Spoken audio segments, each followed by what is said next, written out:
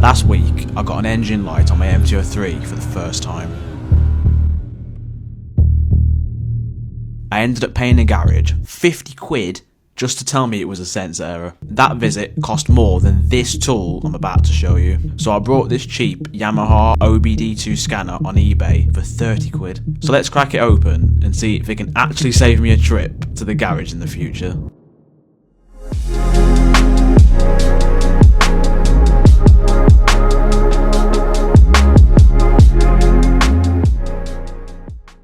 Right, so a bit of context. The engine light ended up being the tilt switch sensor, but here's the mystery. I haven't dropped the bike. So I took it to the garage, the mechanic cleared the code, and I realised if I had my own tool, I could have cleared that mystery code for free. So I brought this. Let's get it unboxed and see if it actually works. I never know how to open these because they seem to package it like they don't want you to get in.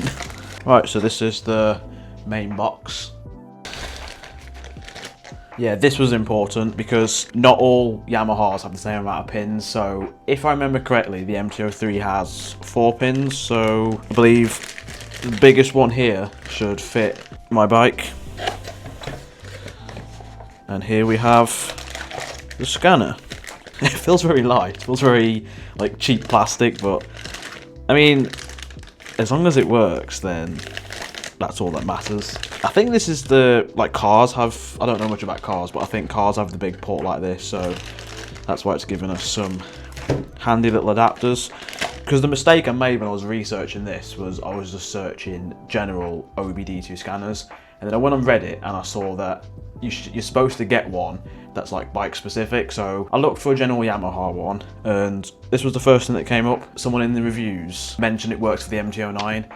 So I thought, well, it's bound to work for mine because it's in the same MT family. So I thought, for 30 quid, you might as well take that gamble. It could save me a lot of money in the long run, so I just went with it. You get this user manual. I'm probably going to need to actually read this because I've never connected a diagnostic tool before. So let's get the actual scanner open.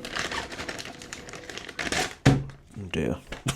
Yeah, seems good enough. I've read in the reviews that apparently this screen doesn't turn on until the ignition's on, so there's probably nothing I can do with this now, but just get it connected to the bike, I guess. Right, so to get to the port for the scanner, we have to take pillion seat off, which is pretty simple. It says pretty simple, but struggles every time. It's because this bloody rack, that's why. Right, and now it should have a little protective cover on it, which we just wiggle off. Just like that. And as we can see, this has got 4 pins, so our 4-pin adapter should fit this. I should have done this inside. Why am I doing this here? So, I believe it should just like that. I'll just get that fired up.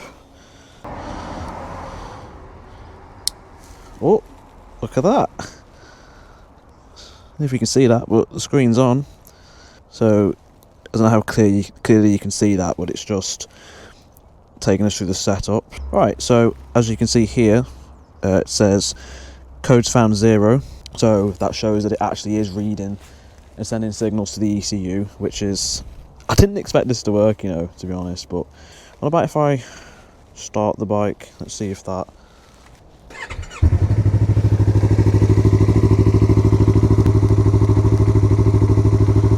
So as the engine's on, we can see that voltage changing.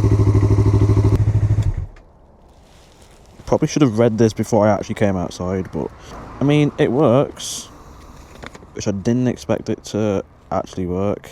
Right, now I've just got to get all this back together, so make sure it's in that little sleeve. Okay, out there.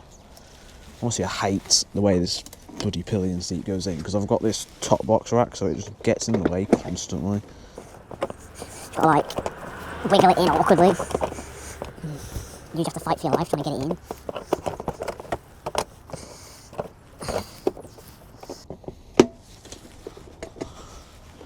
That was embarrassing. That took embarrassingly long to get on. Right, now full disclosure, obviously I'm not a mechanic. I was looking at these live voltage readings thinking, well, it works, but I have absolutely no idea what I'm looking for. So this whole thing is just a learning curve to figure out exactly what this data is even telling me.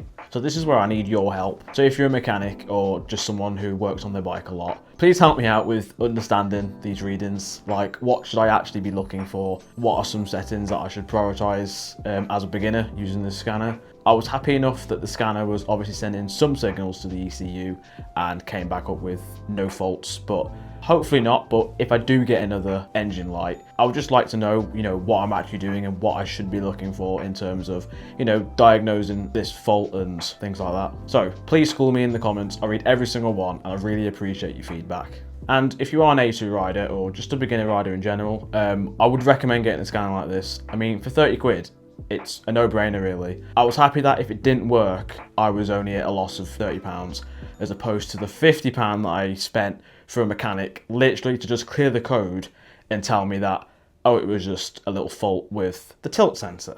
So I think just having one of these scanners myself will just give me peace of mind. Can't believe I forgot to add, this video is not sponsored. I paid for this out my own money. I was going to make this video regardless of whether the scanner worked or not. I'm the sort of person, I like to buy something if I see a product review first. This scanner didn't have any product reviews at all in terms of videos. So I'm hoping that by me making this, I can help someone else to decide whether this is the product for them or not. But yeah, not sponsored. Obviously, I only have 60 something subscribers. Of course it's not sponsored. And yeah, I'd just like to say a big thank you to everyone who's been watching these videos. At the time of posting this, I think the channel will be 2 months old. All the little numbers, all the little milestones, they just mean the world to me. I've wanted to make YouTube videos like this for such a long time. I think I was just scared of putting myself out there, but thank you all for watching and hopefully I'll see you in the next one. I actually look like a div. This is how I'm filming this video. The GoPro's strapped to me.